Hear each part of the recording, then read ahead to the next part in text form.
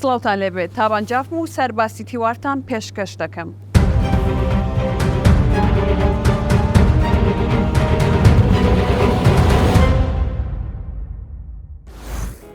و لە موضوع ئاوتی بانکی هەولێر دۆلار بە نرخی فەرمی 132,000 دیناری عراقی بە 100 دۆلار دەدات بە گەشتیاران.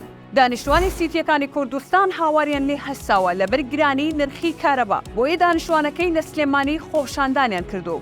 لە هەولێریش بەهۆی زۆری گلەی و گازەندەیی خەڵکەکەیەوە. سەرۆکی فراکسیۆنی پارتی دموکراتی کوردستان لە ئەنجومەنی پارێزگای هەولێر ڕایگەیاند هەفتەی داهاتوو کۆبوونەوەیەک دەکەن تایبەت بە پرسی کرێی کارەبای گوند و سیتیەکان چونکە خەڵک گلەی زۆری هەیە لە نرخەکەی.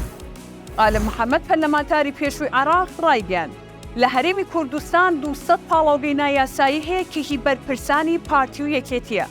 ئەم پاڵاوگانە بەڵزی بەرهەم ناهێنن. مادەیەک بەرهەم دێنن بە ناوی نەفتا کە لە وڵاتان قەدەغەیە کا یەکێکە لە هۆکارە سەرەکیەکانی تووشبوونی هاوڵاتیان بە شێرپەنجە.